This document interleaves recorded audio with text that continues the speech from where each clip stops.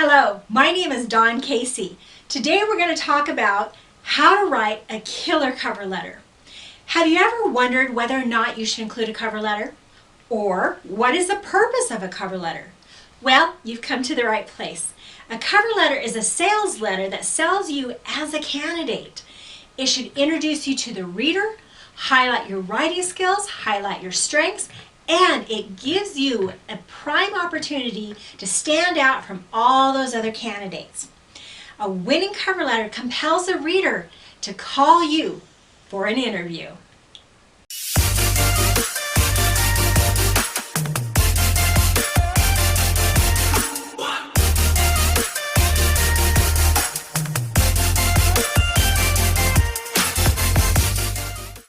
Hello and welcome. My name is Dawn Casey with over 20 years of leading human resource departments and the recruitment function.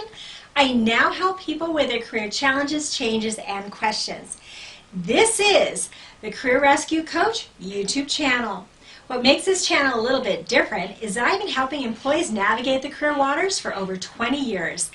And I've had a lot of success in my own career as well, and I share my stories and experiences with you throughout all these videos. Thank you so much for tuning in, and be sure to subscribe. Let's get into our topic on how to write a killer cover letter. So, why do you need a cover letter? Well, a cover letter is a way to introduce yourself to a reader. It's similar to knocking on someone's front door, and when they answer, introducing yourself and telling them a little bit about yourself. Hopefully you're able to capture their attention enough so that a person at that front door or the employer actually invites you in for an interview. What is the purpose of a cover letter? A cover letter is a really nice way to introduce yourself. It gives you the opportunity to tell your story and why you've knocked on their front door. A cover letter is a way to highlight your writing skills. Many jobs today require good communication skills, especially management positions. A cover letter allows you to highlight your strengths. While a resume lists your overall skills and abilities, a cover letter allows you to point out what you do especially well. A cover letter gives you an opportunity to stand out, especially today since the trend is to not include a cover letter, which is a very bad trend. A well-written cover letter speaks volumes about you and your attention to detail. Some job ads will specifically ask for a cover letter. Jobs that specifically ask for a cover letter are often testing applicants to see if they can actually follow directions. Ultimately, a cover letter is a marketing tool.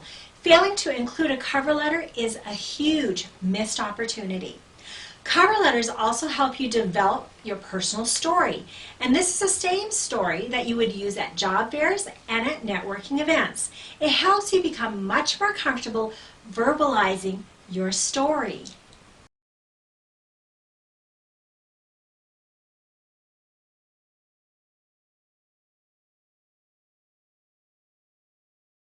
Now, let's talk a little bit first about the format of a good cover letter before we get into the details of what to include in a good cover letter. Style and font of cover letters should match your resume. The reason for this is that these two documents are paired together when you're submitting your application, so therefore should look similar. Block style is the best format for the margins. This means that everything is formatted to the left and aligned. It's the format that's easiest to read. Pay attention to your margins. The margins should be at a minimum of 0.05 and at the most 1.0. Again, if you can match your resume on the margin, it is absolutely preferred. Here is an example of a good cover letter format. Note that the letter starts with the current date at the top. There should be 4 returns between the date and the address. Then you fill in the company address with their name and the actual address. It should be about 1 to 3 lines of text. Next, enter another return and then put your regarding line. Include the name of the position and the job number if they give you one, along with where you found that job at. They really track this information, so it's very helpful to them to put that in. Then, enter another return and put the greeting. Avoid using "to whom it may concern." It's kind of an old greeting. Preferably use "Dear Recruiter" or "Dear whoever the person is on the ad. Sometimes they include the name of the hiring manager, sometimes they don't. And the rest of the paragraphs will be left side aligned as well as your signature line. Now on your signature line, you put sincerely, respectfully, or warm regards, put 4 returns in between, and then you can also put your name in text and turn it into a script so it looks like you signed the letter. That's just a little personal thing that I like to do. Here are some paragraphs that you would like to include in a good cover letter. I recommend including these 5 standard paragraphs as follows. Number 1, the introduction. The first paragraph. Tell a reader where you found the job, why you're applying for it, and what interests you about the job and the company.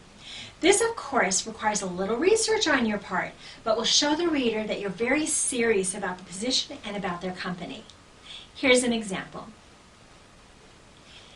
Number 2, value proposition, the second paragraph.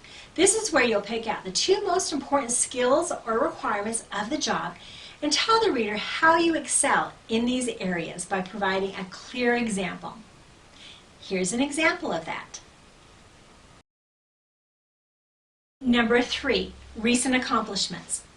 Third paragraph, share a recent accomplishment that demonstrates your uniqueness. This is where you share an example of how you've excelled at something and you relate it back to how you can be of help to them. Here's an example. Number 4, address any elephants in the room. Fourth paragraph. This is where you'll address any gaps of employment or additional information that you think would be helpful or that they need to know. Rather than leave them wondering, it's best to address this so you can be considered for the position without any reservations on their part. If you don't have an elephant in the room, simply leave this paragraph off. Number 5, closing paragraph with a call to action. Final and 5th paragraph. This is where you'll offer your services to them and ask them to contact you for an interview. Here's an example. The signature line is where you sign your name. You can use respectfully, sincerely, or warm regards. And this is what that looks like.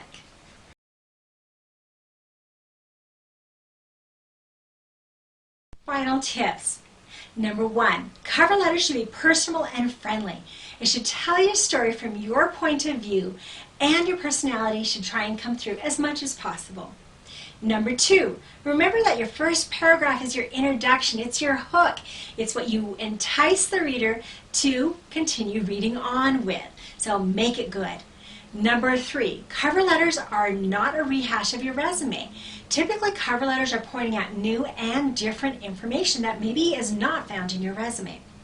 Number 4, cover letters should not have lists of skills or lists of any kind. Cover letter is a marketing tool. It's a sales tool. It should have a sell aspect to it, and it should have no lists whatsoever. All right. Be sure to comment on this video and whether you've had any challenges around writing a cover letter. I'd love to hear from you.